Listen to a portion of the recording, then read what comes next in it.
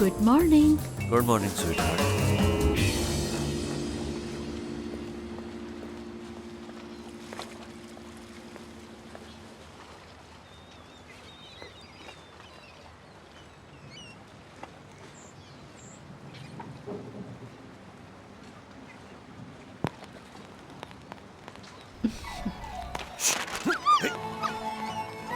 Paris मेरी जान, यहाँ कम ऑन।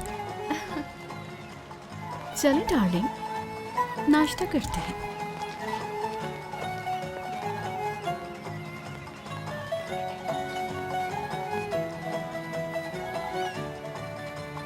ये पढ़ लो जरा। साइड पे रखो इसको। मुझसे भी ज्यादा जरूरी कुछ हो सकता है क्या तुम्हारे लिए? प्यार भरे दो शर्मीले नैन, और मुझको मिला तुमसे ही चैन। क्या कर रही हो? कोई देख लेगा। तो देखने तो मुझे क्या। सर आपको फौरन अंदर चलना होगा। क्या हुआ? खुद ही चल के देख लें आप। डार्लिंग तुम अंदर जाओ। हटो।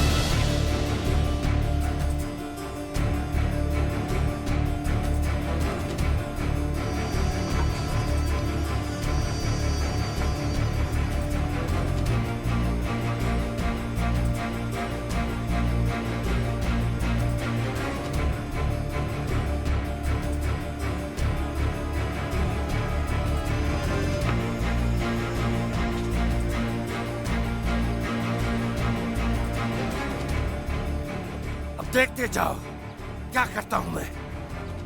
पछताओगे, नहीं छोड़ूंगा।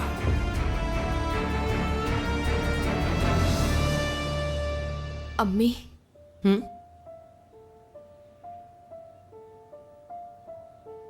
मैं किसी के कत्ल की गवाह हूं। यानी मेरे सामने मेरे दोस्त की बहन को कत्ल करने का हुक्म दिया गया और मैं इस बात की वाहिद गवाह हूं। तो फिर अब तक बताया क्यों नहीं किसी को? डरती हूँ कहीं किसी और को नुकसान ना पहुंच जाए। मैं डरती हूँ कि अगर मैंने उस दोस्त को सब कुछ बता दिया तो वो सच जानने के बाद शायद मेरी शक्ल ना देखे कभी। मेरी एक बात याद रखना, सच्चाई सुनने से दोस्ती खत्म नहीं और भी मजबूत होती है। तुम उसे बता दो, वो तुम्हें गलत नहीं समझेगा। हाँ।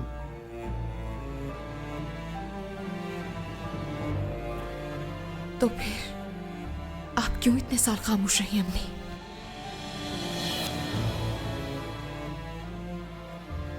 कैसे अपने ज़मीर का सामना करती रही आज तक? नहीं, मैं खामोश नहीं रहूंगी, सब बता दूंगी उसे।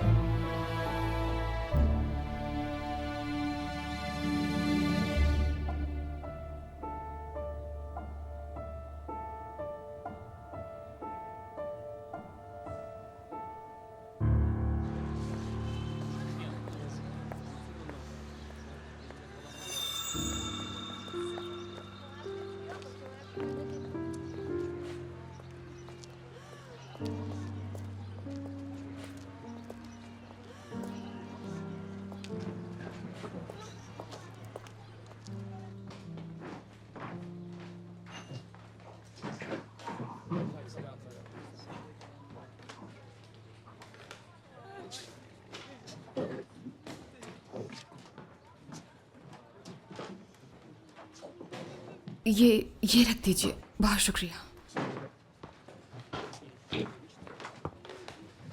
एक्सक्यूज मी, आपने औरहान को कहीं देखा है? मुझे ज़रूरी बात करनी है उनसे। ताज़ियत के लिए आई हैं आप? वो तो किसी से भी बात नहीं कर रहे हैं, सबसे दूर भाग रहे हैं वो। लेकिन वो अपनी अम्मी से मिलने ऊपर ज़रूर आएंगे, आप फिर मिल लीजिएगा। आप ज़ैनब की दोस्त हैं? तानिया आपा, ज़हरा आंटी आपको बुला रही हैं। ठीक है मेरी जान, मैं अभी आती हूँ। तुम ज़रा यहाँ आके देख लो, मैं अभी आई। बेटा, आपने औरहान भाई को कहीं देखा है?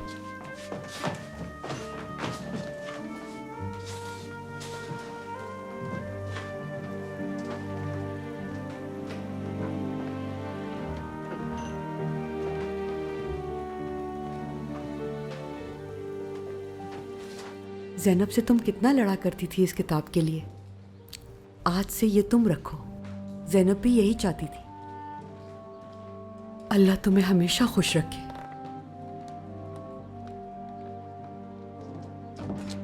अरे आप बैठिए ना, मैं आपके लिए अभी खाना लगवा देती हूँ। नहीं शुक्रिया, अल्लाह आपको सब्र दे। कैसे करूँ मैं सब्र? जवान औलाद की मौत का गम सहना कोई आसान नहीं है, लेकिन जिसने एक माँ से उसकी औलाद छीनी, एक दिन वो भी अपनी औलाद को इसी तरह खोएंगे। हाँ तानिया बेटा, ज़ैनब का सारा सामान उस कमरे में पड़ा है, पैक कर दिया है मैंने सारा। उसे ज़रूरतमंद लोगों में बांट दो, शायद ये सारा सामान उन लोगों के काम आ जाए। और अगर तुम्हारा भाई बाहर बैठा हो ना, तो उससे खाने का पूछ लेना, उसने भी सुबह से कुछ नहीं खाया। ठीक है, सामान ले जाना मत भूलना। ठीक है, चले जाओ। मैं सामान उठाने में मदद कर देती हूँ। अगर तुम्हें जहमत ना हो तो उठा लो। जरूर।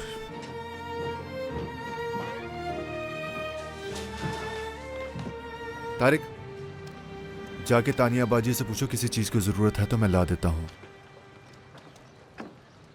बैठकर हुक्म देने की बजाय बेहतर होगा तुम खुद कुछ काम कर लो। औरहान, खाना तैयार है, क्या करना है? अगर खाना तैयार है तो बांट दो सब में। इतनी अकल तो होनी चाहिए ना तुम में। अच्छा ठीक है। कैसे मुअज़्ज़ज़ बन के सुकून से बैठे हैं सब लोग, कमाल है।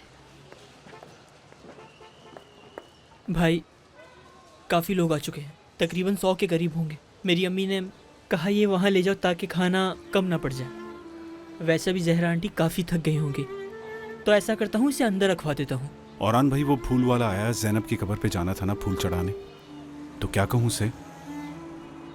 ठीक है, मैं जाता हूँ। रहने दो आदिल, मैं देख लेता हूँ। तुम रहने दो औरहान, कोई जरूरत नहीं कुछ करने की। आखिर क्यों कर रहे हो तुम सब कुछ? मेरा यहां से जाना ही बेहतर होगा, वरना बहुत कुछ बोल दूंगा मैं।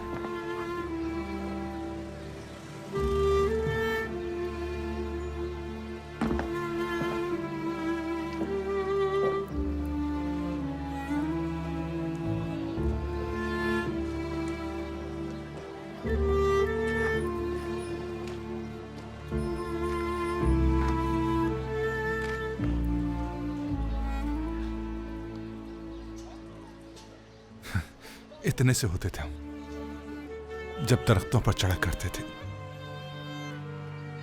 और नीचे देखने से डर लगता था, लेकिन ज़ैनब को कभी महसूस नहीं होने दिया। खुद को बहादुर बन के दिखाता, और क्यों ना दिखाता, आखिरकार हम मर्द जो हैं, और मर्द तो कभी नहीं डरते। लेकिन खुद से ज्यादा ज़ैनब के लिए डर लगता था। उसकी हल्की सी चोट मुझसे बर्दाश्त नहीं होती थी।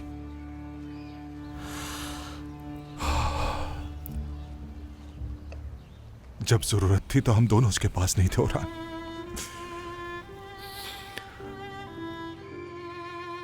किस मुंह से कब्र पर फूल डालेंगे हम? उसका मासूम चेहरा बार बार मेरे सामने आ जाता।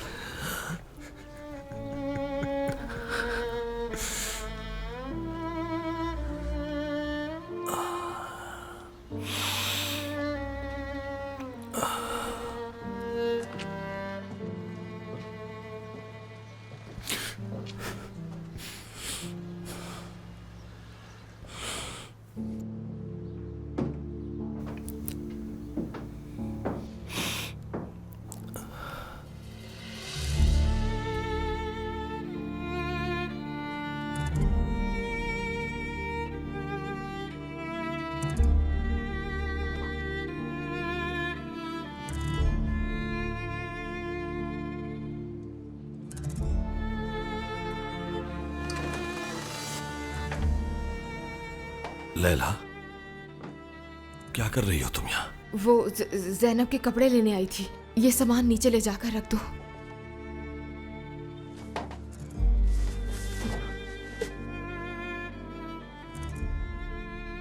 तुम ठीक हो?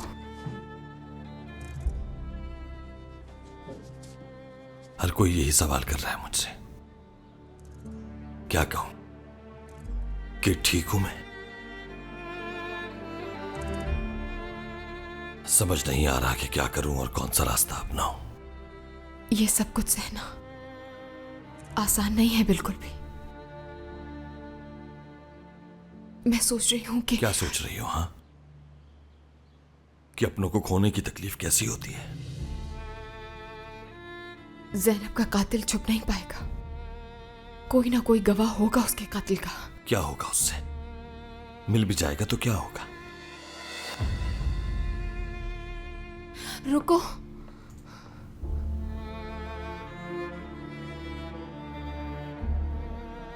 तुम उसे अदालत में पेश कर सकते हो और जैनब के कातिल को सजा दिलवा सकते हो। कुछ नहीं होगा इससे लैला। अगर कोई गवाह होगा भी तो वो लोग उसे सामने नहीं आने देंगे, तुम जानती हो ये बात। उसके खानदान पर हमला करेंगे, उसे डराएंगे ताकि वो पीछे हट जाए। स्टेट प्रोसिक्यूटर की बहन तक को नहीं छोड़ा उन्होंने।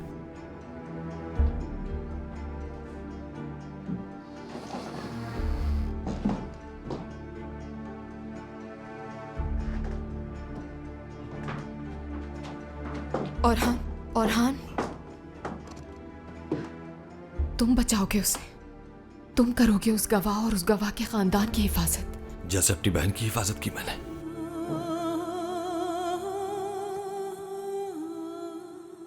तुम रख लो ये।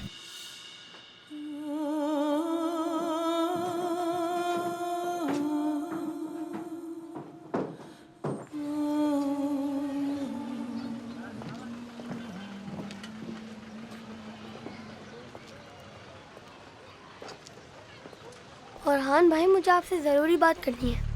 आओ मेरे साथ।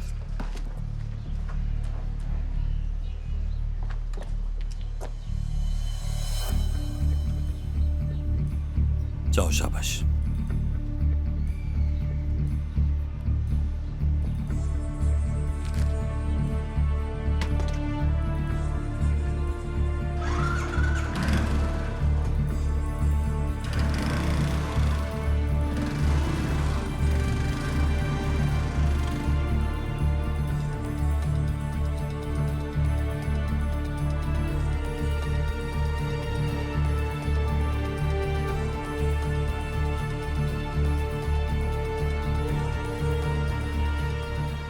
शहर के सबसे बड़े क्लब में मुंतजिर हूं।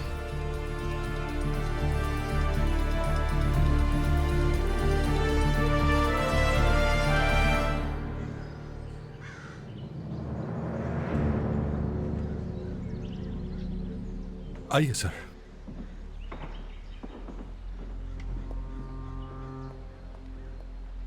वेलकम। बहुत शुक्रिया।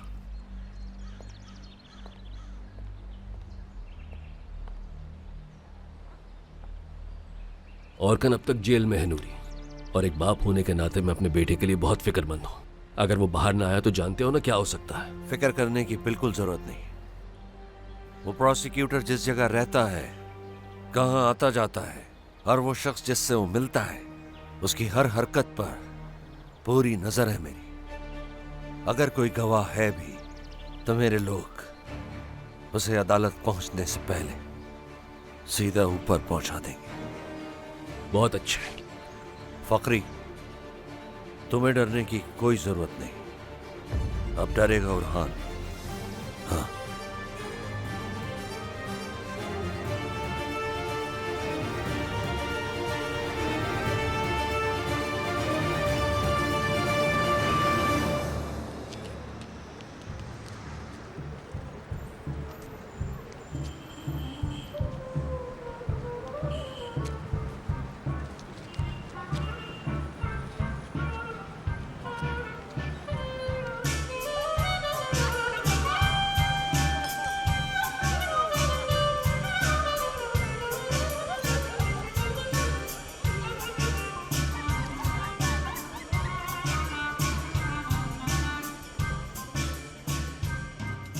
Hello sir, good evening. Good evening.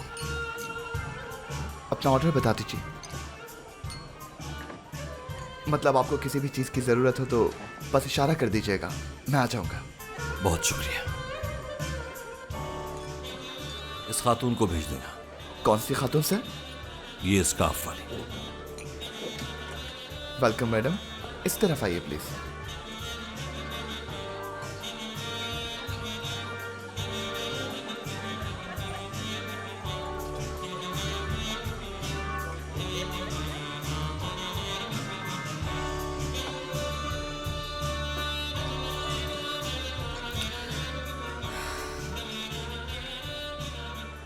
क्या पी रहे हो तुम? यहां आपका ऐसे सवाल पूछना मुनासिब नहीं। मेहमान मेहमान रहे तो बेहतर है। मेहमान हूं क्या? बिन बुलाया मेहमान।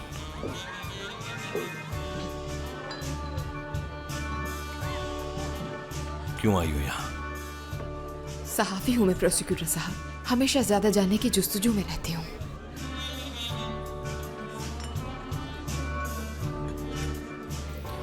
तो यहां सिर्फ एक सहाफी के तौर पर आई हो क्या? हाँ, इसलिए कि एक सहाफी हूं और उसके साथ साथ ये भी सच है कि फिक्र हो रही थी तुम्हारी।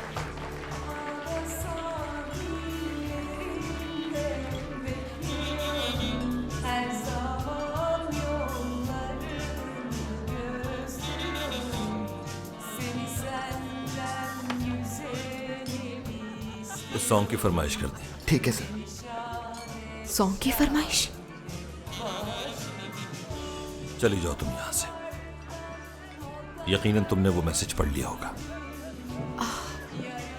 हाँ, वो नोट मैंने इत्तेफाक से देख लिया। कोई मुझसे मिलना चाहता है इस जगह पर। कौन? बहुत मशहूर शख्सियत हूं मैं आजकल, हर कोई जानता है मुझे। यहां बैठा हुआ हर शख्स और वेटर्स तक सब मुझे टेढ़ी नजरों से देख रहे हैं, सिवाय एक शख्स के।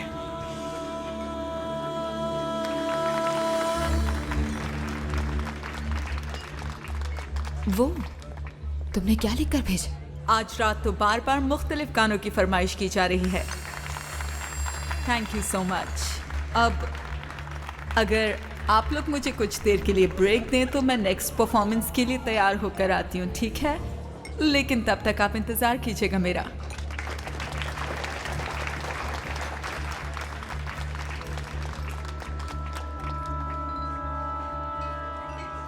यहीं रुको तुम।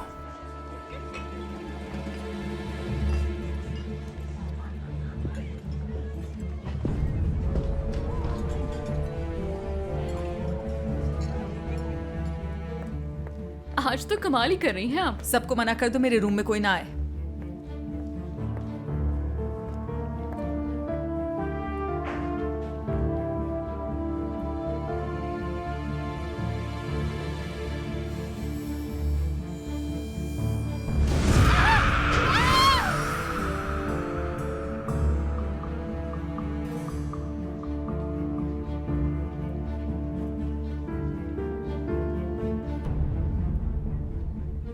पांच मिनट के लिए ड्रेसिंग रूम में जाओ।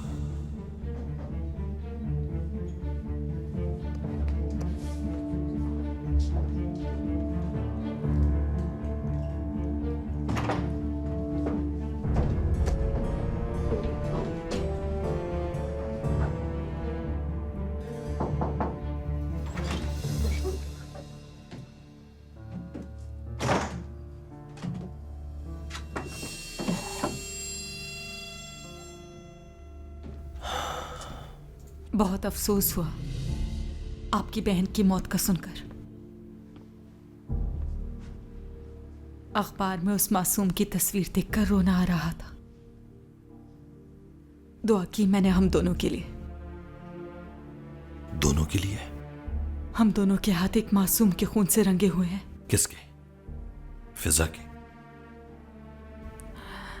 सोचा था कि कुछ नहीं बोलूंगी, लेकिन हर वक्त ज़मीर मलामत करता है मुझे। फिर जब आपकी तस्वीर अखबार में देखी, ऐसा लगा जैसे आप अपनी बहन की मौत का जिम्मेदार खुद को ही समझते हैं। तो सोचा आपसे बात करूं, क्योंकि ये बोझ अब सहा नहीं जा रहा। लेकिन आपकी इसमें कोई गलती नहीं। मैं हूं कसूरवार। साफ साफ कहो, कहना क्या चाहती हो आखिर? मैंने वो सब देखा जो नहीं देखना चाहिए था मुझे। वो लोग जिन्होंने फिजा अरतान का कत्ल किया, वो लोग आपकी सोच से कहीं ज्यादा खतरनाक है प्रोसिक्यूटर। मैंने अपने इन कानों से खुद सुना था। उस लिस्ट में जिसका नाम था, वो सारे लोग बहुत खतरनाक हैं। कौन सी लिस्ट? किन लोगों की बात कर रही हो हुरिया?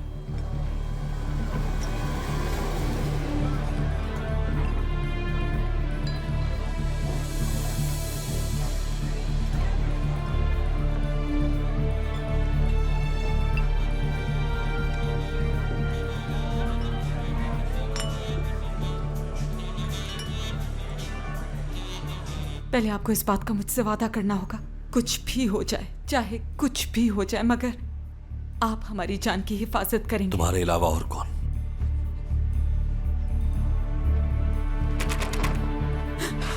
आ गए, वो लोग आ गए। नहीं छोड़ेंगे, वो मुझे मार ही डालेंगे। यही रुको तुम। खुदा के लिए। ओरहान,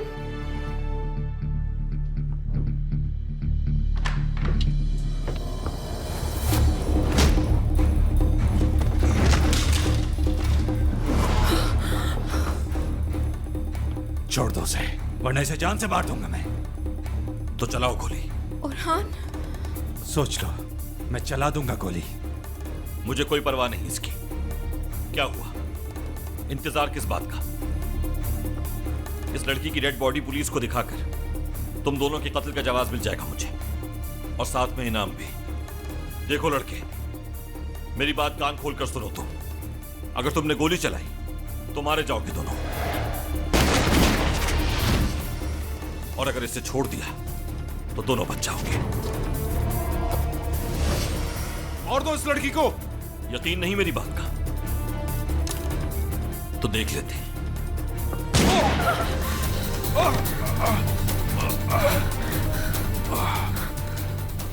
एक का काम तो हो गया, अब तुम्हारी बारी है। छोड़ो लड़की को।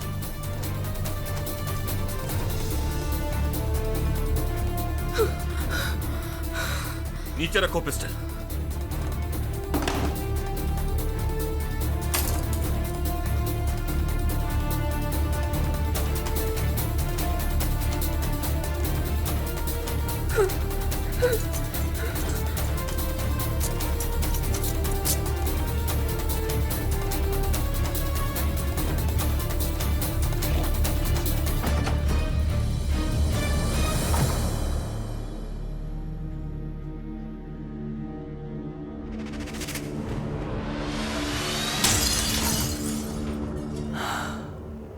मेरी बात सुनो, तुम इंतजार करो मेरा यहीं, और अभी केस बनाने की कोई जरूरत नहीं है।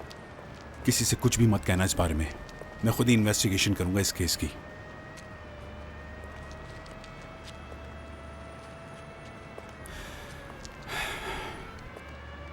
हाँ, अब क्या कहोगे तुम कि इन लोगों ने अचानक तुम पे हमला कर दिया? मैं बता चुका हूं हारून, हम यहां कुछ डिस्कस करने आए थे और ये दोनों जैसे घात लगाए बैठे थे। हमला कर दिया इन्होंने हम पर। क्या ऐसा ही हुआ था लैला साहिबा? और आना, देखो मैं समझ सकता हूं तुम्हें, मुझे भी एहसास है तुम्हारी तकलीफ का, लेकिन अगर तुम कानून अपने हाथ में ले। हारून, तुम मेरी बात क्यों नहीं समझ रहे? मैं आखिर ऐसा क्यों करूंगा? मैं तो खुद अपने जूनियर ऑफिसर्स को समझाता हूं ये बात, जानते हो तुम। सॉरी मेरे दोस्त। हारून, सुब सरदार से मिलने जाऊंगा मैं। लेकिन किस लिए जान सकता हूं मैं? अभी नहीं।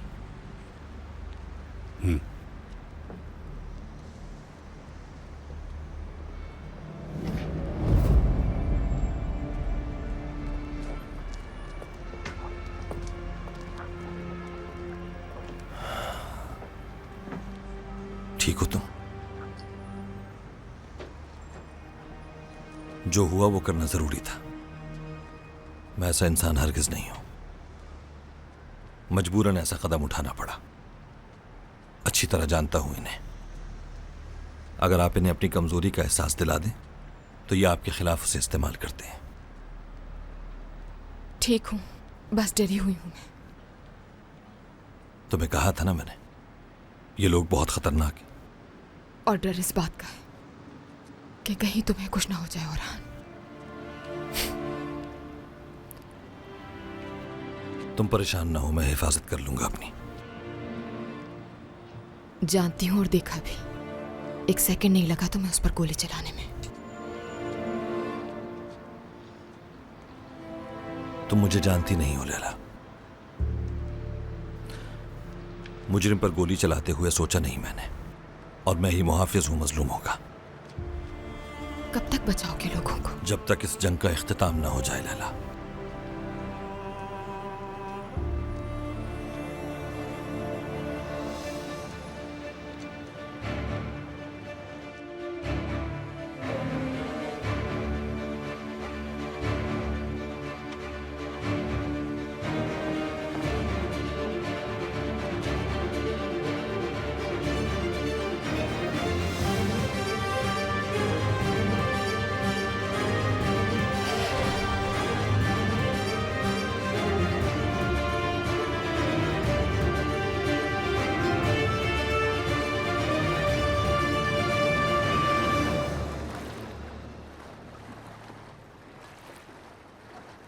एक लड़की है जो क्लब में जॉब करती है जहां सरदार साहब जाते हैं। आज प्रोसिक्यूटर गया था वहां उस औरत से मिलने जो यकीनन कुछ ना कुछ जानती है। वो कुछ बताना चाहती थी उसे, लेकिन ऐसा नहीं हुआ और वो भाग गई वहां से। और उन आदमियों का क्या जो वहां पकड़े गए? वो मुझ पर छोड़ दो, मुंह नहीं खोलेंगे वो, ना पुलिस को कुछ बताएंगे।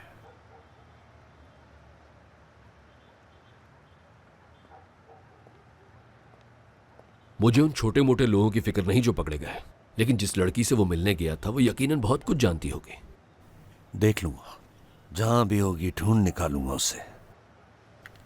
फकरी, भरोसा करो मुझ पर।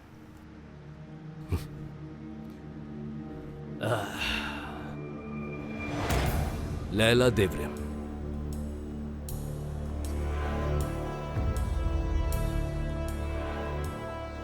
इसके लिए भी मुझे उतनी ही तशवीश है जितनी उस सिंगल लड़की के लिए है।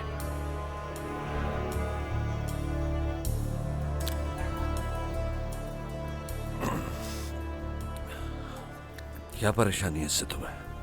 ये ऑर्कन के केस को लेकर काफी मालूमात इकट्ठी कर रही है। मुझे समझ नहीं आता उसे क्या दिलचस्पी है इस केस में। थोड़ी बहुत मालूमात हासिल की है मैंने इस लड़की के बारे में। इसके आगे पीछे कोई नहीं सिवाय एक पागल माँ के। अगर इसे कुछ हो भी जाता है तो मुझे नहीं लगता कि किसी को कोई फर्क पड़ेगा, लेकिन अभी मैंने उसके बारे में फैसला नहीं किया। नूरी, संभाल तो लोगे ना इसे?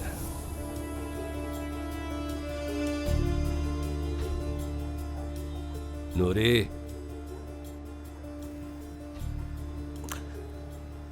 हाँ बिल्कुल, हमें इस लड़की से छुटकारा पाना होगा, लेकिन उससे पहले किसी और पे फोकस करने की जरूरत है। क्यों ना पहले उस सिंगर लड़की को देख लेते हैं। जैसा तुम चाहो। मेरे ख्याल से कम उसे धमकी देना जरूरी है। इस तरह के लोगों के लिए बाज औकात एक ही धमकी उन्हें पीछे हटाने के लिए काफी होती है, क्योंकि वो उसी से डर जाते हैं। चलता हूं अब।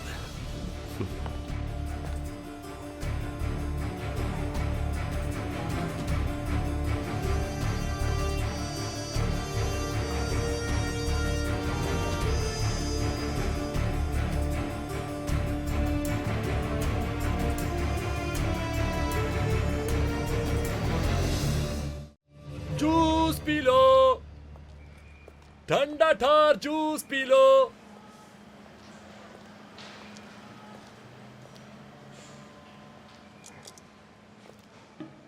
सुनो, जूस पी लो। यहाँ कचरा क्यों फेंक रहा हो? मैं साफ कर दूंगा उस्ताद, फिक्र मत करें। ठीक है। शब्बा खैर उस्ताद। ठंडा ठार जूस पी लो।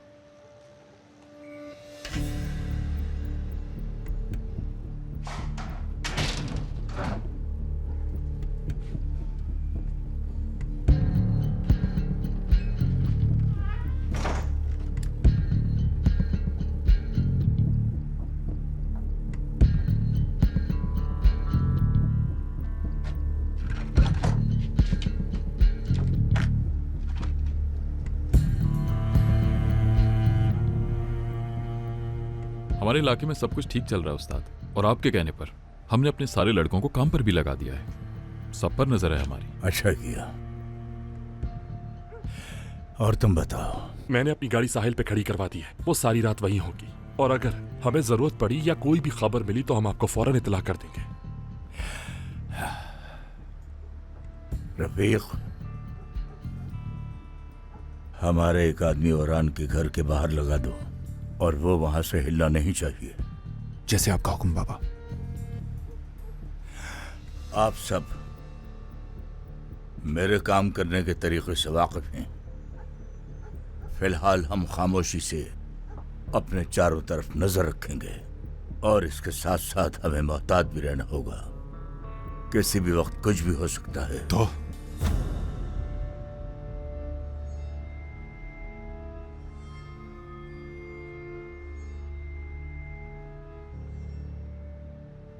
आखिर कब तक ऐसा चलता रहेगा? कब तक सिर्फ हम बातें ही करते रहेंगे? मेरी मोहब्बत का बेदर्द से कत्ल,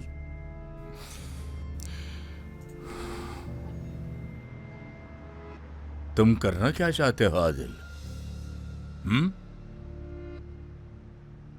जज्बाती होना बहुत आसान है, होश खो देना भी आसान है, लेकिन ये मेरा तरीका नहीं है। तुम्हें क्या लगता है? हाँ, मेरी रातों की नींद तक उड़ चुकी है। तुम जब तक मेरी उम्र को नहीं पहुंचाते इन मामलात को नहीं समझ सकोगे। तुम पर इस वक्त सिर्फ बदले का भूत सवार है। हर काम करने का एक वक्त होता है, ये मत भूलना आदिल।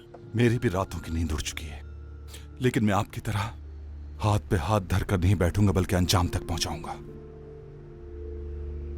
सब कुछ जान चुका हूं उनके बारे में। 2 आदमी मेन गेट पर रहते हैं, और इसके अलावा 5 से 6 अफराद असलहे के साथ उनकी हिफाजत पर मामूर रहते हैं। और मैंने फैसला किया कि दिन में उन पर हमला किया जाएगा। और इसके अलावा भी घर में 2 अफराद मौजूद रहते हैं, और सुबह शिफ्ट चेंज हो जाती है। इसी दौरान मैं घर में घुस सकता हूँ। मुझे सिर्फ एक आदमी की जरूरत होगी, बम फिट करूंगा और उन्हें बिल्कुल अंदाजा नहीं होगा। आदिल, रोज सुबह 8 बजे वो गाड़ी में अपने ड्राइवर के साथ निकलता है, और उस वक्त उसके साथ कोई और नहीं होता। हो जाओ।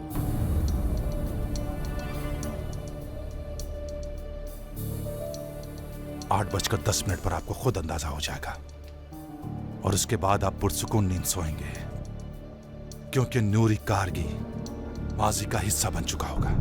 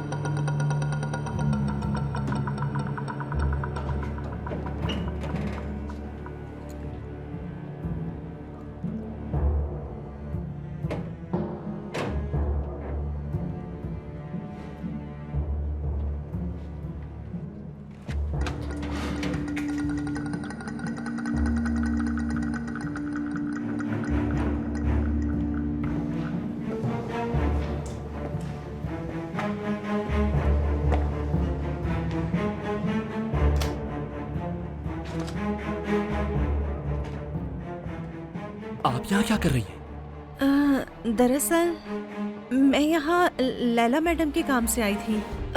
मैं इंटर्न हूँ, हाल ही में काम शुरू किया है। रात भी बहुत हो गई है, अब मैं चलती हूँ। Good night.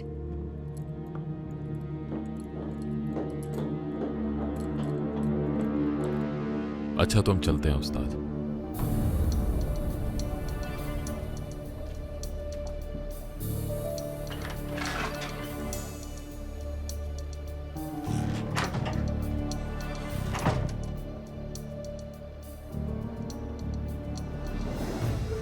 आदिल,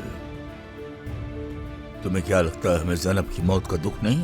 गो कि तुम उससे मोहब्बत करते थे, लेकिन वो हमारी भी आंखों का तारा थी। और तुम्हें क्या लगता है हम उसके लिए कुछ नहीं कर रहे? हमारी मर्दानगी पर सवाल उठाया है तुमने। अगर हमने उसके कत्ल का बदला नहीं लिया तो हम आगे भी कुछ नहीं कर पाएंगे, ये समझते हो? अगर आज हम खामोश बैठे हैं तो इसका मतलब हम इस काबिल नहीं कि पलट कर जवाब दे सकें। यही कहना चाहते हो ना कि कहां गई हमारी बहादुरी? हाँ,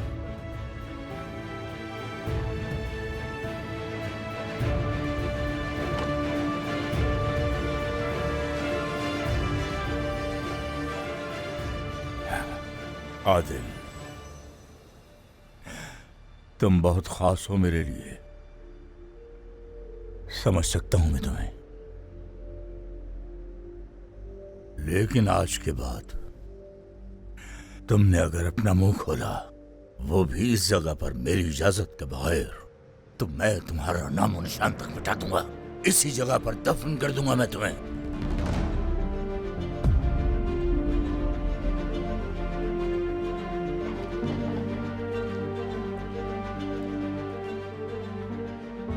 आपको जो करना है कर लें। मैं तो उसी दिन मर चुका था जिस दिन ज़ैनब छोड़ के चली गई। बाबा, आदिल ने हर मुश्किल वक्त में आपका साथ दिया है। हर कोई छोड़ सकता है आपको, लेकिन हालात जैसे भी हों आदिल को आप अपने साथ खड़ा पाएंगे। आप खुद भी अच्छी तरह जानते हैं ये।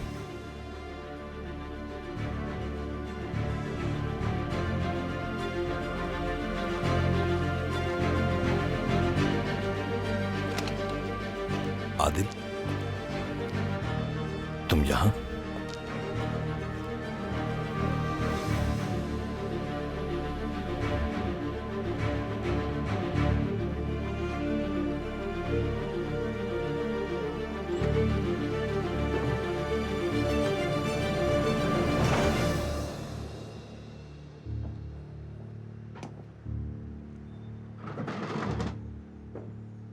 अंकल, खैरियत तो है?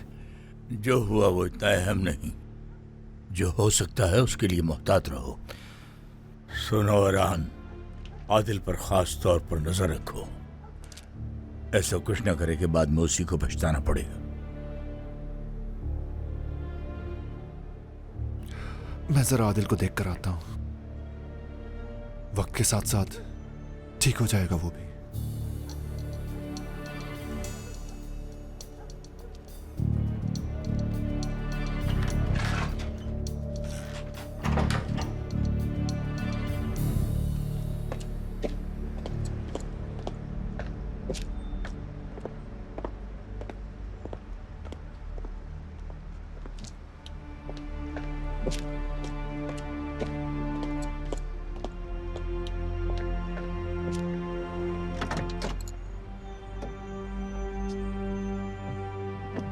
नूरी से मुझे कोई उम्मीद नहीं। खैर, तुम बताओ क्या मिला? ये देखिए,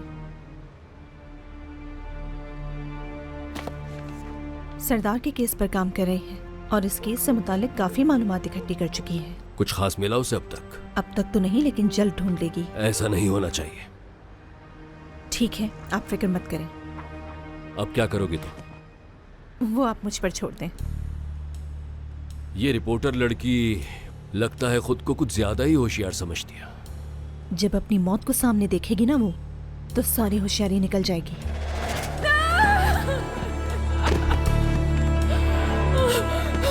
खुदा के लिए छोड़ दो मुझे।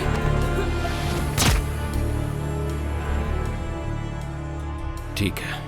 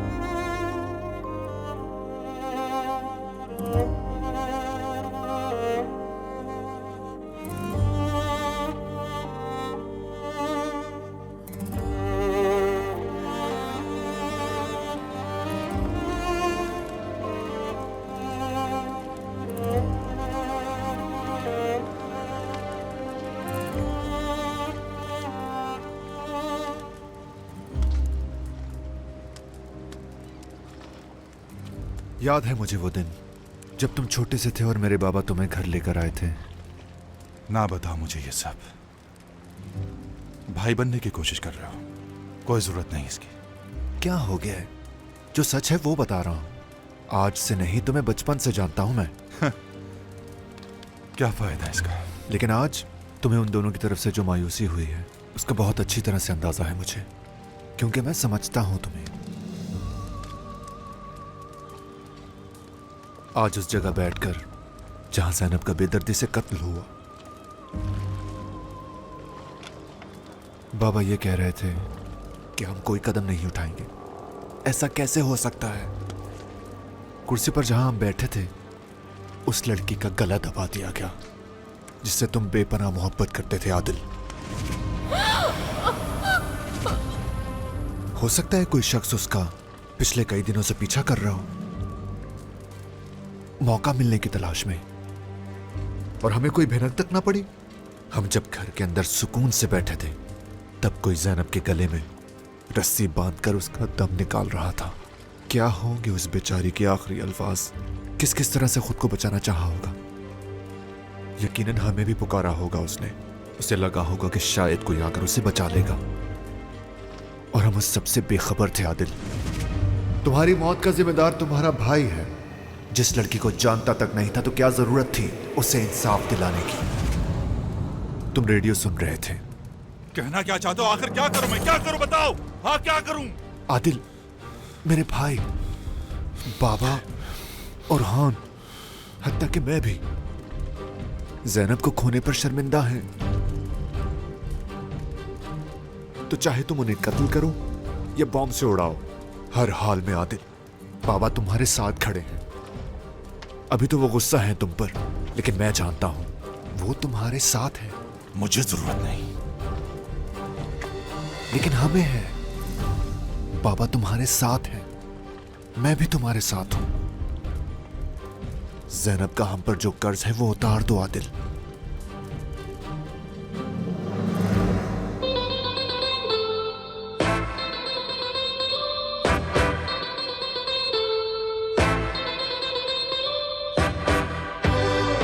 Bir gün belki hayattan, geçmişteki günlerden bir teselli ararsın. Bak o zaman resmime, gör akan o yaşları.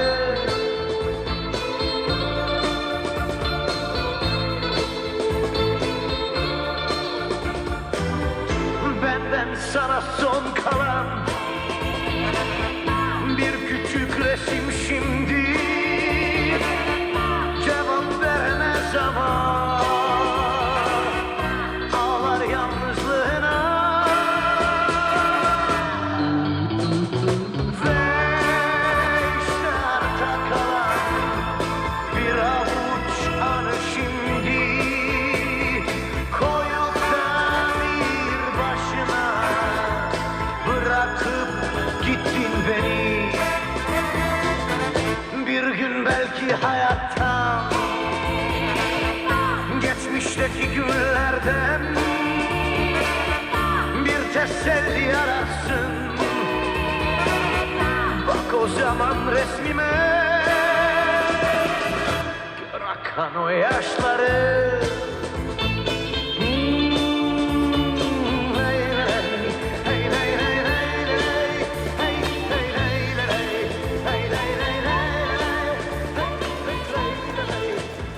Good morning Rafiq भाई, जल्दी से चाय भिजवा दो। डायरेक्टर साहब के लिए चीनी कम रखना। बहुत ही लेट हो चुका हूँ, आज तो मेरी खैर नहीं लग रही।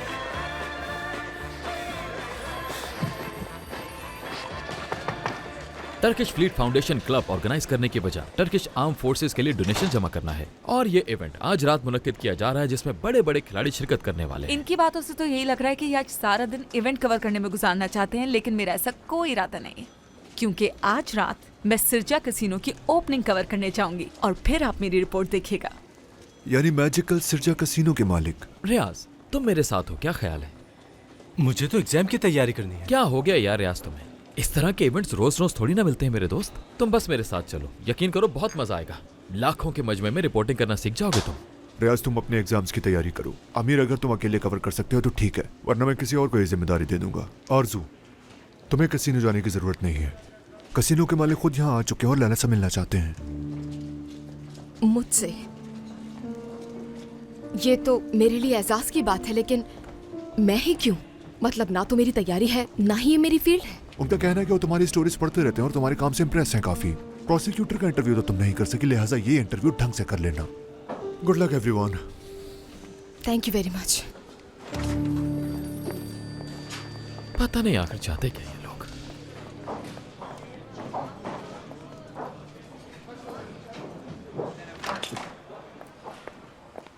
खुश आमदीद। बहुत शुक्रिया। कैसी हैं? बहुत शुक्रिया आपका इंटरव्यू देने के लिए। शुक्रिया तो आपका कि आप मेरा इंटरव्यू लेने आई। मैं आपकी स्टोरीज को हर वक्त फॉलो करता हूँ। ये तो आपका बड़ापन है, वरना मैं सिर्फ अपना काम करती हूँ। आपका शुमार तो खानदानी बिजनेसमैन में होता है। लेकिन मैं आज जहाँ हूँ वो अपने खानदान की वजह से नहीं हूँ। मैं इस मुकाम तक अपने दोस्तों की वजह से पहुँचा। और ये लिखना मत भूलिएगा प्लीज। बिल्कुल ठीक है। जमील तौरान, फातिमा गिज़े के निज़ खून, ये आपके वो दोस्त हैं जिन सबका एंटरटेनमेंट इंडस्ट्री से ताल्लुक है, सही है ना? ये तो मेरे वो दोस्त हैं जिन्हें आप जानती हैं। मेरे दोस्त तो हर जगह पर हैं। काफी बड़ा सर्कल है हमारा और सभी काफी क्लोज है मेरे। इसका मतलब है कि आज बहुत बड़ी बड़ी शख्सियत ओपनिंग सेरेमनी में शिरकत करेंगे। बिल्कुल ऐसा ही है। और वो लोग भी होंगे जिन्हें आप भी अच्छी तरह जानती हैं। सरदार औरकन को तो आप अच्छी तरह जानती ही होंगी।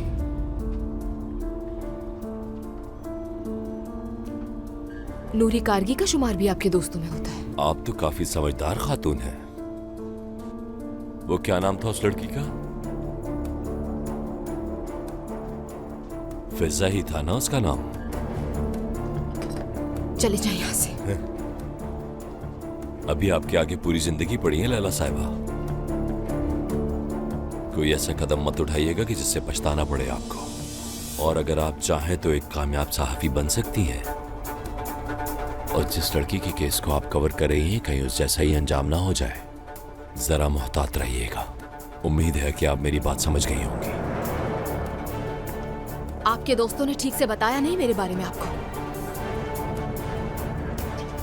मैं पीछे हटने वालों में से बिल्कुल नहीं।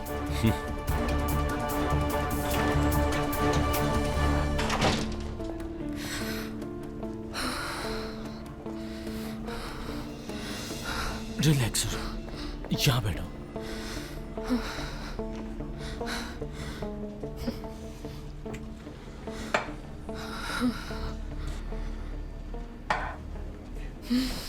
ये लोग हमें मार देंगे।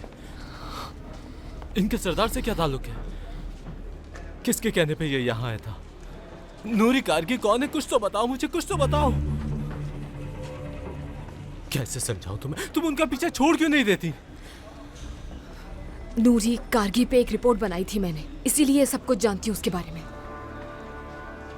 कुछ खास नहीं है ना? क्या करूँ, इन जैसे लोगों से डर जाऊं? शराफत की कुर्सी पर बैठकर आंखों पे पट्टी बांध दूं ताकि ये लोग जिसे चाहे मारते फिरें और इनका कोई पूछने वाला ना हो। समझते क्यों नहीं लैला? हमारा काम नहीं है ये। इसके लिए अदालत है, पुलिस है। वो आदमी यहाँ आकर मेरे सामने बैठकर मेरी आंखों के सामने उस लड़की को मारने का एतराफ करता है और मैं चुप हो जाऊं? होना पड़ेगा, वरना ये लोग मार देंगे हमें। मैं किसी से नहीं डरती। अगर उन्हें लगता है कि हर बार वो बच जाएंगे तो हमारा फर्ज है कि उन्हें गलत साबित करें, चाहे फिर कुछ भी हो। हटो, मैं जा रही हूँ। तुम्हें आने की जरूरत नहीं है, यहीं रुको। मेरी वजह से खुद को खतरे में डालने की कोई जरूरत नहीं है तुम्हें। क्या क्या कहा तुमने? हाँ, मेरी वजह से खुद को खतरे में डालने की जरूरत नहीं। अगर मैं एक दफा और एग्जाम में फेल हो गया तो क्या हो जाएगा? लेकिन तुम्हारा पीछा मैं कभी नहीं छोड़ूंगा। तो फिर जल्दी आओ। कैसे हो रहा? तुमसे बात करना चाहता था मैं। कहिए प्रोसिक्यूटर। मुझे लगता है कि ऐसे वक्त में हमें एक दूसरे का साथ देना चाहिए। और हाँ, तुम कुछ दिनों के लिए छुट्टियों पर क्यों नहीं चले जाते? देखो ना, कुछ ही दिनों पहले तुमने अपने प्यारों को खोया है। अपनी माँ को कुछ वक्त दो। इस वक्त उन्हें तुम्हारी बहुत जरूरत है। क्या गुजरी होगी उन पर? वो तो अकेली ही रह गई। मेरा काम मेरे लिए इंपॉर्टेंट है प्रोसिक्यूटर, चाहे कुछ भी हो जाए। आ जाएं। Good morning prosecutor. Good morning. आओ हारून। हारून और मैं बचपन से एक दूसरे को जानते हैं। प्रोसिक्यूटर के बजाय दोस्त समझा करो मुझे। मुझे तो ये खुद भी समझ में नहीं आता कि मैं तुम्हें क्या कहूँ। तो फिलहाल आज के दिन तुम मेरे लिए मेरे सीनियर प्रोसिक्यूटर ही हो। लाओ ये मुझे दो और बताओ, कुछ पता चला? कुछ खास नहीं। ये रिपोर्ट्स कुछ देर पहले ही आई हैं और इन्वेस्टिगेशन शुरू हो चुकी है।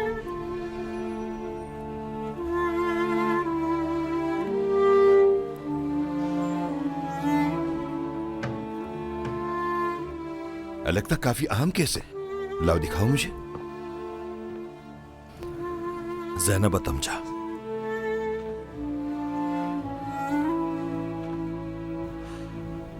उम्र 21 साल, गला घोंट के कत्ल किया गया। अगर तुम चाहो तो ये केस मैं हैंडल कर लेता हूं। जुर्म मेरे इलाके में हुआ तो मैं ही इन्वेस्टिगेट करूंगा। तुम्हारी बात बिल्कुल ठीक है और अगर ये केस तुम्हें हल करना पड़ा तो ये सरासर तुम्हारे साथ ज्यादती होगी।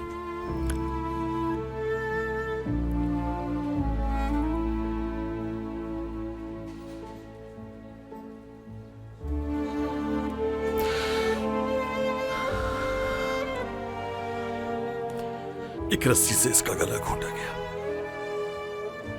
रस्सी से।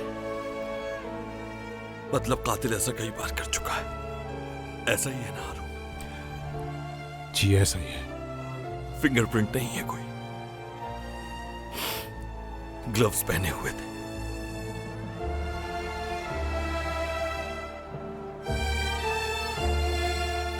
मकतूला के नाखूनों से पता चला कि उसने मरने से पहले काफी मज़ाहिमत की। तुम रहने दो औरान, ये केस तुम नहीं देख पाओगे। 1-2 हफ्ते की छुट्टी लेकर तुम्हें आराम करना चाहिए। मैं तुम्हारा ये केस संभाल लूंगा। कातिल ने पीछे से हमला किया था।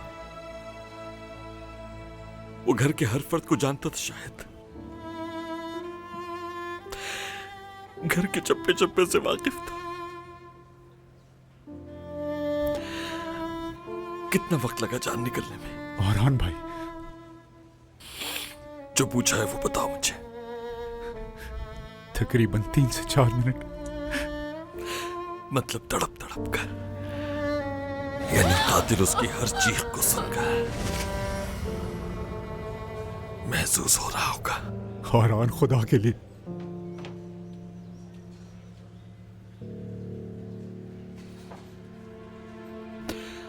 क्योंकि इसका भाई प्रोसिक्यूटर है, क्योंकि इसके भाई को धमकाया गया था और इससे इसके भाई की वजह से कत्ल किया गया,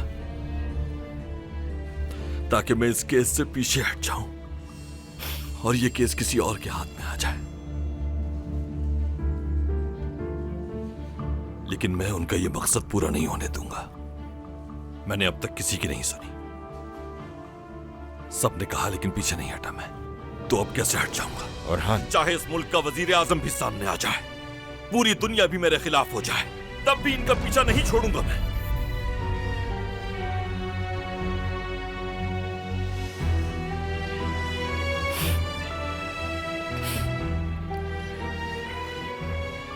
आप दोनों को लगता है कि ये केस मुझसे लेंगे तो मैं छोड़ दूंगा इनको, तो बता दूं कि ये आप दोनों की बहुत बड़ी गलतफहमी है। चाहे मुझे कुछ भी हो जाए, मुझ में इतनी हिम्मत है कि जुल्म के खिलाफ डटा रहूं आखिरी सांस तक। तुम गलत समझ रहे हो औरान। अपने आप को अकेला मत समझो, मैं हमेशा तुम्हारे साथ हूं। भाई मुझे गलत मत समझना, मुझे सिर्फ इस बात पे एतराज था। औरान बात तो सुनो। भाई मत कहना मुझे आइंदा।